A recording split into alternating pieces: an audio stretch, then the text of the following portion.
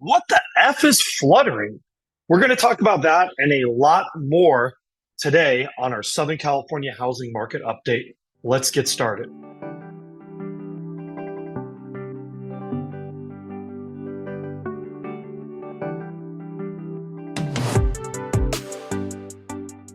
My name is Stephen Meade. I'm the broker of record here at Domicile real estate for people who love houses. And today we're really talking about the whole Southern California market. And we're talking about a topic that I find particularly interesting, and that's the notion of fluttering. So, what is fluttering basically in a real estate market? Well, fluttering is when you start getting shaky market indications, right? Some will point up, some will point down. One week they'll go up, one week they'll go down. It's basically a sign of a lot of uncertainty in the market. Think of it kind of like an airplane wing that's fluttering, and you kind of get the idea. And why do we talk about this? Most people think that our market operates in a linear, clear fashion. What do I mean by that? They think that if home prices are going to go up 12% next year, that means they go up 1% every month for 12 months. Well, guess what? It doesn't work like that. And similarly, when the market begins to hit a price ceiling, it doesn't suddenly turn on a dime like that. What it does is it starts bouncing and fluttering against a little bit of a limit. Let's look at the data and see is that's what's starting to happen in our market. By the way, don't forget to like, subscribe, and hit that notification bell if you appreciate these updates. Questions and comments, we do love them.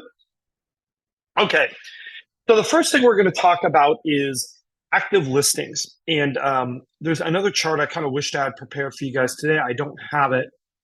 I wish I did. That I saw in the last couple of days. I was at a strategic planning session for the largest MLS in the country, and one of the slides that came up from one of the presenters was talking about an interesting stat. So if you look here, our total active listings is starting to wane, right? Like it's starting to kind of curve and flatten out. That's not terribly unusual. We do have a lot more listings than we had a year ago today, right? Like, I mean, we were at 4,000 today.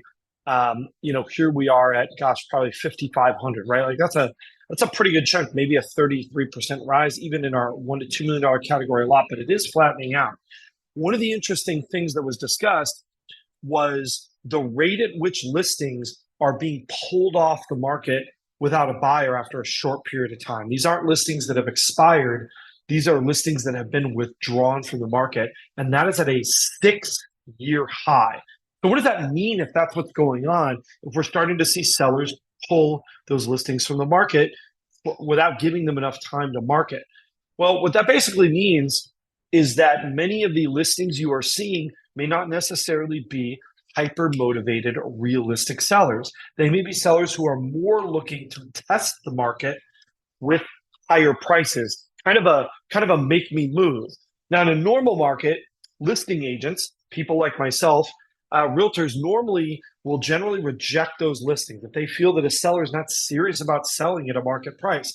However, I think some of the agents on the market are desperate and they are taking listings at prices that are unrealistic because they want to have a listing. And so we're seeing kind of these houses go up for 30 to 45 days. The seller doesn't get what they want. They pull and withdraw the house from the market. That is not really a seller that is trying particularly hard to actually sell their house. If we look at our new listings, that number is starting to take a nosedive, which I think is pretty interesting. We're seeing that number sort of ease down. We did have a holiday weekend in here that always affects things, but we are starting to get back to a level really of new listings hitting the market, at least under $1 million. That's very similar to where we were at last year. We are still at an elevated level of new listings coming on the market in that $1 to $2 million category. But even that's starting to drop. So I'm very curious to see what's going to happen in 2 weeks if these trends continue or not, to kind of revert more to back to about the point we were at all last summer. Now, if we look at new escrows, right, those are pretty flat or up tipped slightly. And generally, let's say our $1 million, we're a little bit less than we were at last year. But for that 1 to 2 million, those new escrows are actually a little bit higher than last year. And then if we look at our absorption rate, that has actually